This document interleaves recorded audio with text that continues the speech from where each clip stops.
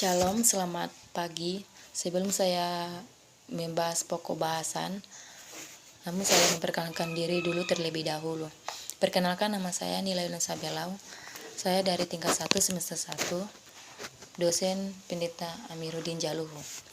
Pokok pembahasan judulnya eksklusivitas Injil tanpa jatuh pada sikap intoleran. Eksklusivitas Injil artinya keyakinan bahwa hanya lewat Yesus Kristus manusia bisa diselamatkan. Dasarnya ada di kitab Yohanes 14 ayat 6 ketika Yesus berkata bahwa ia adalah jalan, kebenaran, dan hidup. Jadi cuma Yesus yang bisa membawa orang kepada Allah. Ini jadi ajaran utama dalam iman Kristen. Tapi kadang ada orang yang salah paham, banyak yang pikir eksklusivitas itu sama dengan intoleran. Itu sikap yang menolak atau menekan orang berbeda agama. Padahal sebenarnya eksklusivitas dan intoleran itu beda. Eksklusivitas adalah soal iman, sedangkan intoleran adalah soal sikap yang merugikan orang lain. Jadi, orang Kristen harus bisa tetap kebenaran Injil tanpa bersikap kasar atau merendahkan orang lain dengan cara yang pertama, penting untuk membedakan iman eksklusivitas dan intoleran.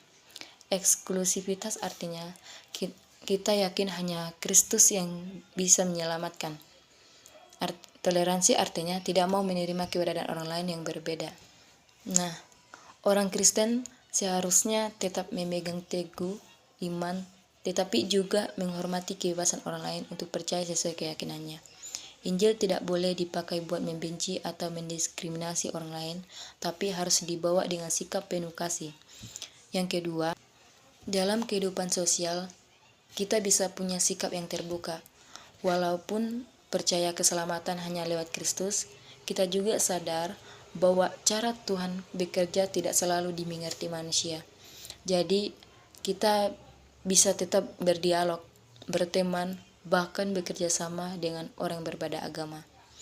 Injil tidak boleh dipaksakan, tapi dibagikan lewat kesaksian hidup yang baik, penuh kasih, dan konsisten. Yang ketiga, kita harus kritis soal dampak sosial dari sikap eksklusif ini. Kalau salah, bahwa orang anggap Kristen itu eksklusif sekaligus intoleran, itu bisa merusak citra Injil sendiri. Karena itu, iman eksklusif harus berjalan bersama ajaran kasih. Seperti di kitab Matius 22 ayat 39, kasihilah sesamamu manusia seperti dirimu sendiri. Nah, kasih ini yang jadi dasar supaya iman kita tidak menyinggung atau melukai orang lain. Kesimpulannya, eksklusivitas Injil memang penting, tapi jangan sampai jatuh ke intoleran. Eksklusivitas adalah keyakinan iman, sementara intoleran adalah sikap buruk yang merugikan. Orang-orang Kristen dipanggil untuk tetap setia pada Injil, tapi juga membawa kasih Kristus dalam hubungan semua orang. Baik, inilah dari pembahasan pokok pembahasan saya. Sekian dan terima kasih. Shalom.